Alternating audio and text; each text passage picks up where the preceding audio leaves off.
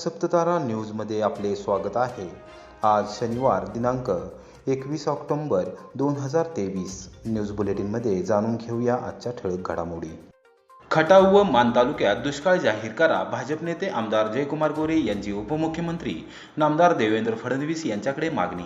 मंत्रालय स्तरावर हालचाली झाल्या गतिमान। प्रशासकीय पातळीवर करण्यात आलेल्या सदोष सर्वेक्षणामुळे खटाव व मान तालुक्याचा दुष्काळी तालुक्यांमध्ये समावेश झालेला नाही। ही बाब अयोग्य असून दोन्ही तालुक्यांचा तात्काळ दुष्काळी तालुक्यांमध्ये समावेश करावा अशी मागणी भाजपचे माजी जिल्हाध्यक्ष आमदार जयकुमार गोरे यांनी केली। त्यावर उपमुख्यमंत्री नामदार देवेंद्र फडणवीस यांनी तात्काळ शासन स्तरावर निर्णय घेतला जाईल, कोणत्याही परिस्थितीमध्ये दोन्ही तालुक्यांना वाऱ्यावर सोडणार नाही, जास्तीत जास्त मदत या तालुक्यांना देण्यासाठी प्रयत्न करू अशी ग्वाही दिली।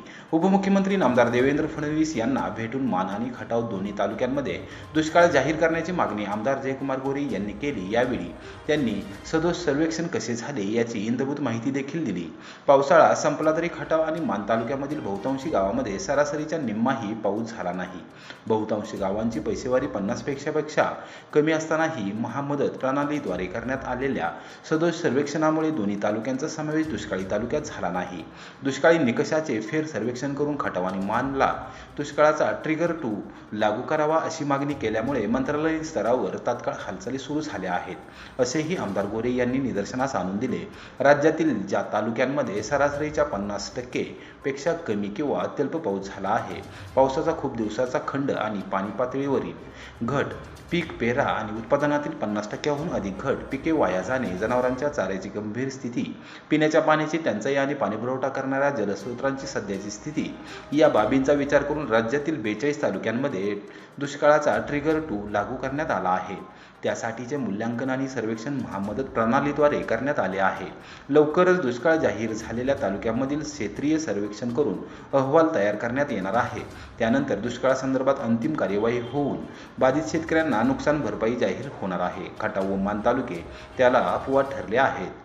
खटाव आणि मान हे दुष्काळी तालुके आहेत। दोन्ही तालुक्यात पावसाळ्यात अत्यल्प पर्जन्यवृष्टी झाली आहे। पावसाचा अनेक दिवस खंड पडल्याने खरीप हंगाम वाया गेला आहे। मान तालुक्यात एकूण 110 महसुली गावे आहेत। सर्वच गावांची पीक पैसेवारी 50 पैशापेक्षा कमी आहे। तसेच परिस्थिती खटाव तालुक्यातील 140 पैकी 136 गावांमध्ये असल्याचे उपमुख्यमंत्री नामदार देवेंद्र फडणवीस यांच्या निदर्शनास आणून दिली। दोन्ही तालुक्यातील पर्जन्यवृष्टी अत्यल्प असल्याचेही स्पष्टपणे दाखवून दिले असल्याचेही आमदार गोरे यांनी सांगितले। दोन्ही तालुक्यांचे फेर सर्वेक्षण करून खटाव आणि मानचा समावेश दुष्काळी तालुक्यामध्ये करावा अशी मागणीही त्यांनी केली आहे। कोरेगाव मतदारसंघातील अंतर्गत रस्ते होणार चकाचक, आमदार महेश शिंदे यांच्या प्रयत्नाने 25,15,00,000चा निधी मंजूर। आमदार महेश शिंदे यांनी रस्ते मार्गाने संपूर्ण मतदारसंघाचा विकास करण्याचा महत्त्वपूर्ण निर्णय घेतला आहे।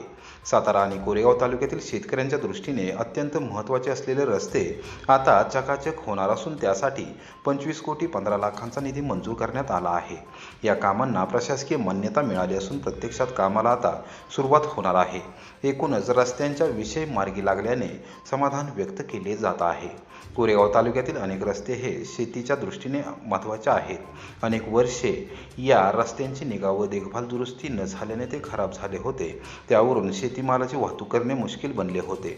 ही बाब स्थानिक ग्रामस्थ व शेतकऱ्यांनी आमदार महेश शिंदे यांच्या निदर्शनास आणून दिली होती। त्यांनी तात्काळ बांधकाम विभागाला सर्वेक्षण करून परिपूर्ण अंदाजपत्रक तयार करण्याचे निर्देश दिले होते। त्यानुसार अंदाजपत्रकांना राज्य सरकारने मंजुरी दिली आहे। या कामांना आता प्रशासकीय मंजुरी मिळाली असून येथे काही दिवसात प्रत्यक्षात कामाला सुरुवात होणार आहे। भाडळे आणि वॉटर स्टेशन विभाग जोडण्यासाठी हिवरे खिंड फोडणे अत्यंत गरजेचे होते।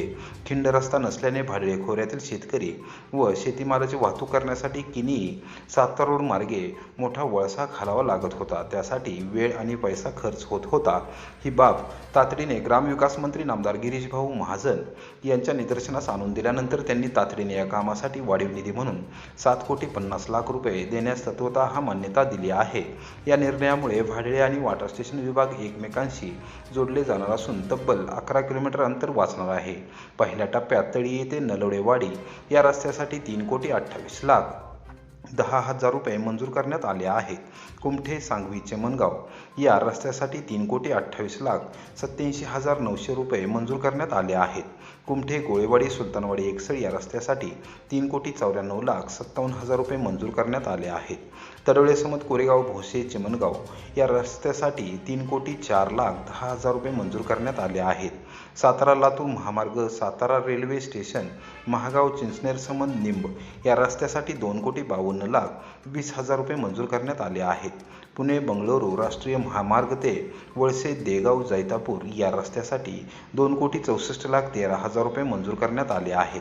वनगळ ते आरफळ सातारा लोणंद रस्ता या रस्त्यासाठी 4,26,22,000 रुपये मंजूर करण्यात आले आहेत. खासदार श्रीनिवास पाटील, आमदार शशिकांत शिंदे यांच्यामुळेच कोरेगाव मतदारसंघातील रस्त्यांना निधी विरोधकांनी डांगोरा पिटू नये, माजी सभापती सतीश चव्हाण यांनी खोडून काढला, आमदार महेश शिंदे यांचा दावा. केंद्रीय पंतप्रधान ग्रामसडक योजनेतून खासदार श्रीनिवास पाटील यांच्या माध्यमातून आमदार शशिकांत शिंदे यांनी कोरेगाव मतदारसंघातील रस्त्यांच्या विविध कामांसाठी 22,97,08,000 रुपये एवढा निधी मंजूर करून घेतला आहे.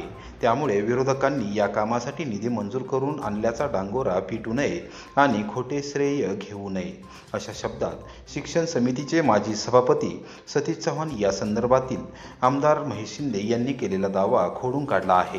या संदर्भातील पत्रकात श्री चव्हाण यांनी म्हटले आहे की सातारा लातूर महामार्ग ते सातारा रेल्वे स्टेशन महागाव चिंचनेर समनिंब रस्त्यासाठी 2,52,00,000, पुणे बंगळुरू महामार्ग ते वळसे देगाव जैतापूर रस्त्यासाठी 2,64,12,000, सातारा लोणंद मार्ग ते आरफळ वनगळ रस्त्यासाठी 4,26,22,000, तळीये नलोडेवाडी रस्त्यासाठी 3,28,10,000, कुमठे सांगवी चिमणगाव रस्त्यासाठी 3,28,79,000, कुमठे गोळेवाडी सुलतानवाडी एकसळ रस्त्यासाठी 3,94,57,000, तडोळे समत कोरेगाव भोसे चिमणगाव रस्त्यासाठी 3,04,00,000 असा एकूण 22,97,08,000 एवढा निधी मंजूर झाला आहे.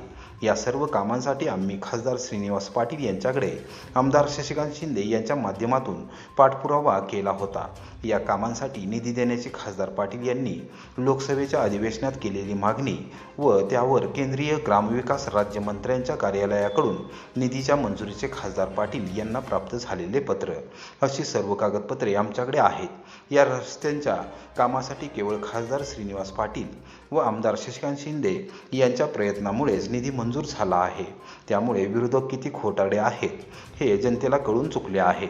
या कामासाठी इतके कोटी दिले तितके कोटी दिले असे सांगून विरोधकांनी फुकटचे श्रेय घेऊ नये.